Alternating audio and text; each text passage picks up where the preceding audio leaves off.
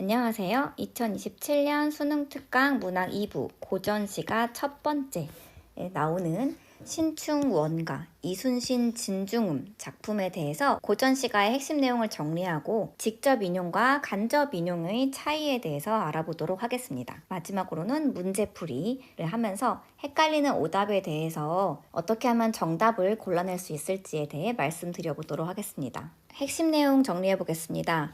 신충 원가입니다. 제목은 원가인데 원망하는 노래인지 원하는 노래인지 한자를 모른다면 유추하기가 어려운데 여기서는 한자가 나와 있지 않아요. 그래서 제목에서 소재에 대한 힌트를 찾기는 좀 어려운 것 같습니다. 물론 미리 공부했다면 그 의미를 알고 있겠지만요. 화자도 별도로 명시되지 않았어요. 나인지 누구인지 일단 언급되어 있지는 않습니다. 상황과 정서와 태도는요.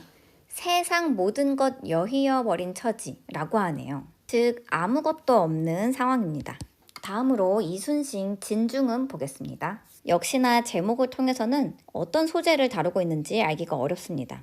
하지만 이순신이라고 하면 모두 다 알죠? 충무공 이순신이라면 작품의 분위기가 어떨지 느낌을 잡을 수 있습니다. 화자는 명시되지 않았고요. 정서 태도는요. 상황, 정서, 태도를 보겠습니다. 한바다에 가을바람 불어오는 이 밤 홀로 높은 누각에 앉아 하염없이 생각에 잠기네 에서 가을밤에 홀로 누각에 앉아있는 상황이라는 걸 알 수 있겠죠. 그리고 나라가 큰 난리를 겪고 있습니다. 즉 전쟁 중이라는 걸 알 수 있어요. 마지막으로 화자는 변방의 근심을 평정한다면 관직을 그만둘 수 있다 라고 말합니다. 이게 화자의 상황과 태도죠. 여기까지 보고 문제 해설 들어가겠습니다. 1번 문제는 직접 인용과 간접 인용에 대해서 말씀드리려고 하는데요. 선택지 2번을 보겠습니다.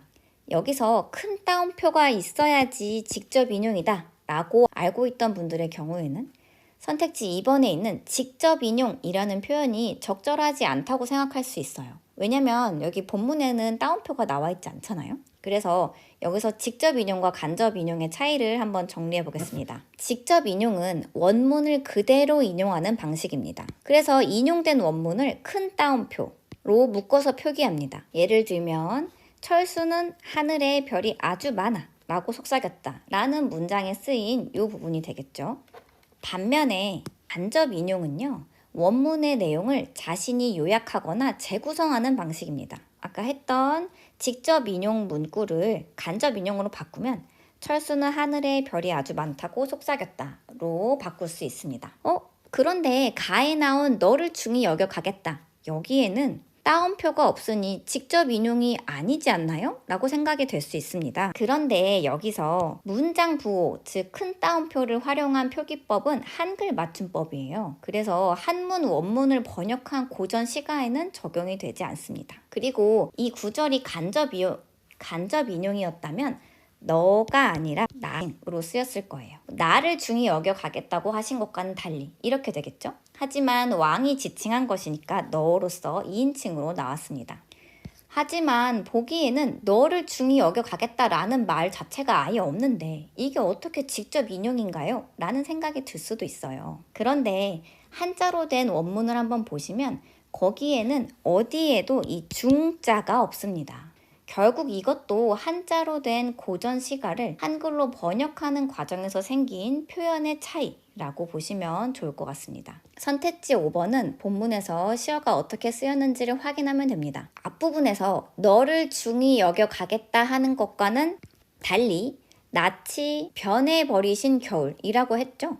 그러면 변하는 것은 누구인가요? 내가 아니라 상대방입니다. 선지에 나온 정보를 적용하면 왕이죠. 지나가는 물결에 대한 모래에서 변화하는 것은 무엇인가요? 물결입니다. 지나가는 이라는 표현을 통해서 변화하는 모습을 보여주고 있잖아요. 그렇기 때문에 지나가는 물결은 왕이 되고 모래는 내가 되기 때문에 선지 5번이 적절하지 않은 것입니다. 이렇게 문학작품도 비문학 풀듯이 나타난 정보로 풀어내시면 됩니다. 2번 문제 보겠습니다. 2번 문제의 선택지는 사실과 해설로 구성되어 있습니다. 사실은 본문에 나와 있는지, 해설은 적절한 해설인지를 기준으로 판단하면 되는데요. 대부분은 본문에 다 나와 있기 때문에 정답을 결정하는 것은 해설의 적절성이라고 보면 됩니다. 이 해설의 적절성도 마찬가지로 본문에 나와 있는 사실로만 판단하시면 됩니다. 선택지 3번 보겠습니다. 질문의 형식이라는 사실은 맞습니다. 그렇다면 많은 사람들의 의도를 의심하는 심리라는 해설이 적절한지를 살펴보겠습니다. 많은 사람들과 연결된 내용은 업적입니다. 그래서 많은 사람들이 업적을 깎아내리려고 한다고 하네요. 하지만 이름은 오히려 온 세상이 알게 된다고 하면서 많은 사람들이 업적을 깎아내려도 유명해진다. 이런 이야기를 하고 있습니다. 여기서 A, B 이외의 다른 정보는 없으니까 선지 3번이 적절하지 않은 것입니다. 본문에 나와 있는 정보로만 판단하셔야 돼요. 선택지 4번 보겠습니다. 먼저 해결해야 하는 조건이라는 표현이 약간 어색하게 보일 수 있지만 이러한 주관적인 느낌에 의존하기보다 본문에 제시된 명확한 시어를 근거로 판단하는 연습이 필요합니다. 여기서 조건이란 뭐뭐 한다면 if의 구조를 가진 문장을 의미합니다. 그러면 평정할 수 있다면 이라고 쓰였으니까 먼저 해결해야 하는 평정, 조건, 뭐뭐 한다면 이 맞습니다. 그리고 자신보다 국가를 우선시하는 충성심, 이것은 이순신이니까 충성심은 당연하지 라고 생각하고 넘어가면 안 됩니다.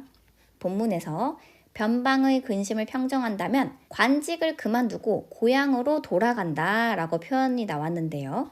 나라가 먼저 태평해져야 나의 전원 생활의 즐거움을 즐기겠다 라는 것을 말하기 때문에 자신보다 국가를 우선시하는 충성심을 부각하는 게 맞습니다. 잘 알고 있는 인물이라고 해도 왜 정답이 되는지 선지는 꼼꼼하게 분석하세요. 3번 문제 보겠습니다. 3번 문제는 선택지 1번과 3번이 헷갈릴 수 있습니다.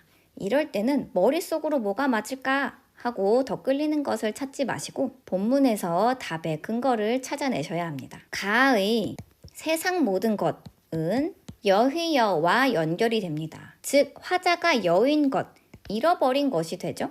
그래서 이 잃어버린 것을 키워드로 해서 정답 후보를 1번과 3번으로 우선 추릴 수 있습니다. 3번을 한번 보겠습니다. 나의 온 세상은 이름을 알게 되네와 연결이 됩니다. 그래서 앞부분과 같이 연결해서 보면 업적은 많은 사람들이 깎아내리려고 하는 거고요. 이름은 온 세상이 알게 되는 거예요. 여기서 화자가 얻게 된 것은 이름일까요? 온 세상일까요? 당연히 이름이겠죠. 온 세상이 이름을 알게 되는 거잖아요.